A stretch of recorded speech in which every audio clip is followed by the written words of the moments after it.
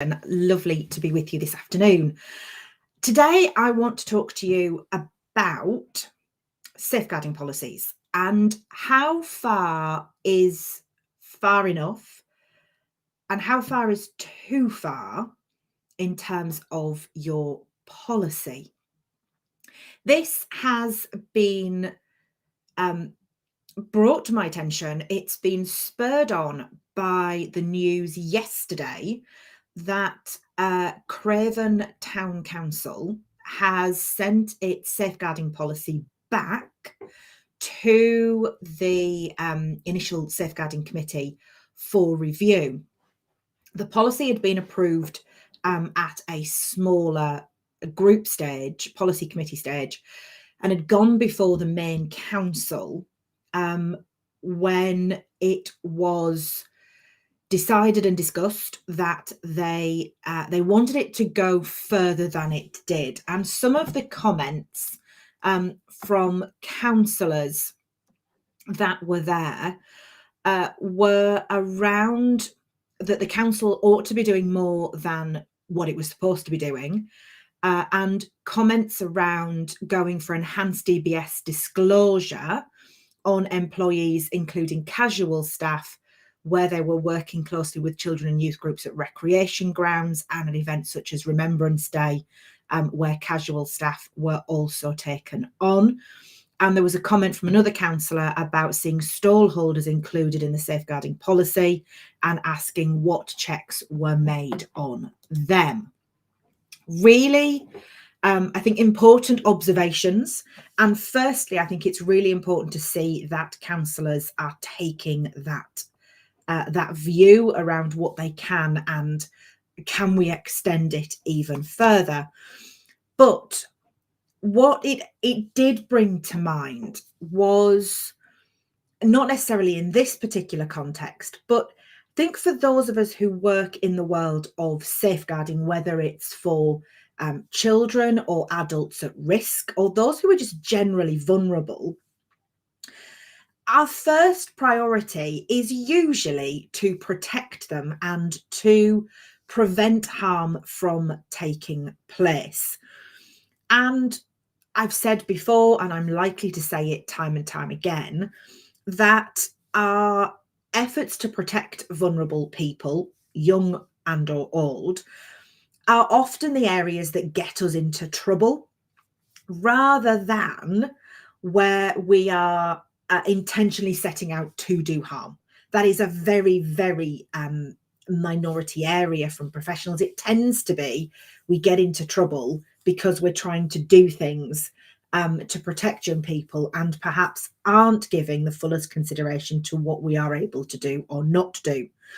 So I want to talk through three things that I think are really important when we are looking at what we would ideally love to do when we want to support those who are vulnerable that we work with, and how some of the things we need to be taking thought around, and possibly even some legal advice on when we are trying to implement these policies. Because remember, your policy is, one, only as good as it's used, and two, if you don't use it and something else happens, you're in trouble.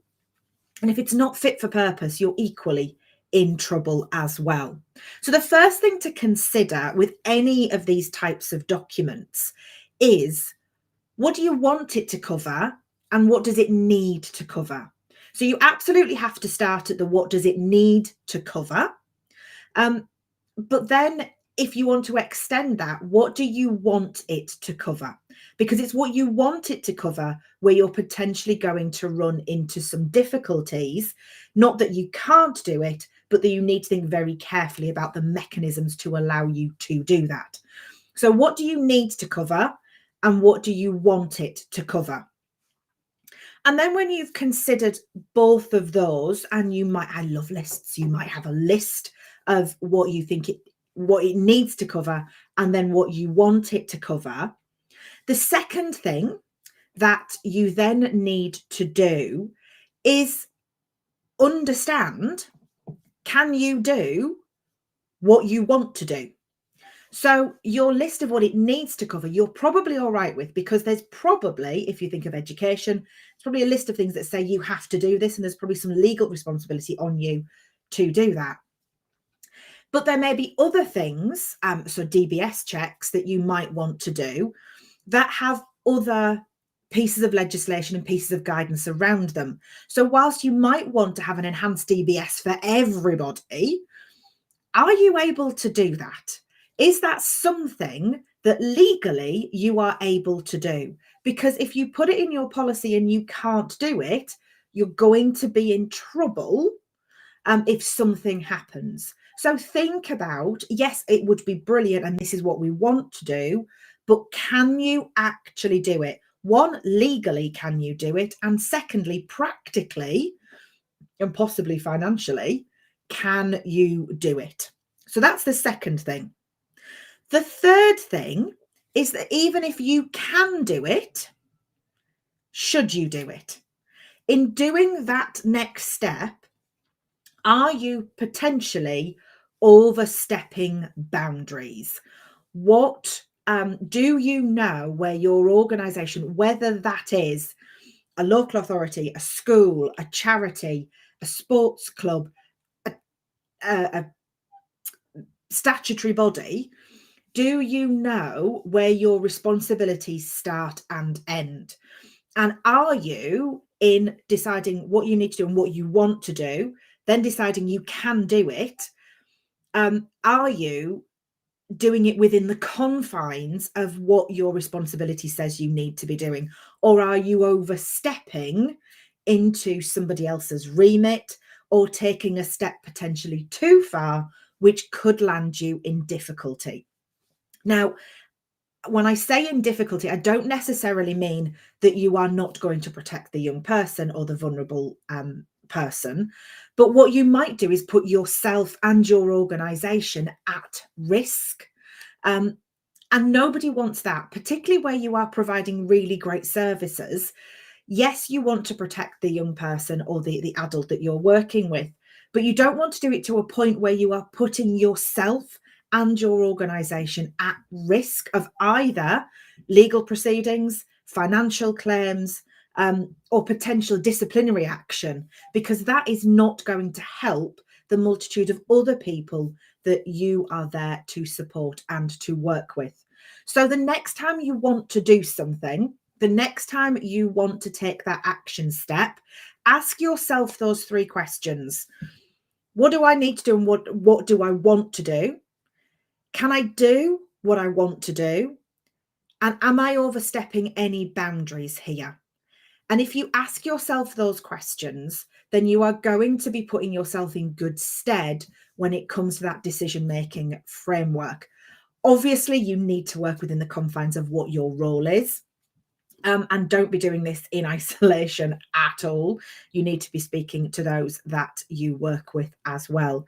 But as a general rule of thumb, and that's all this is, those are the three questions that I think are going to help you the next time you want to take an action step that potentially could land you, the vulnerable person, or the organisation you work with into difficulty. If you have any questions, then please come and join us either in my free Facebook group or get on my mailing list, because most Wednesdays, probably every Wednesday, I run a free safeguarding roundtable where we have discussions like this with other professionals across the multidisciplinary sectors. So I would love to see you there, either in our free Facebook group or on my mailing list. If you don't have the links to either of those, leave me a comment and I will send you the links. Bye for now.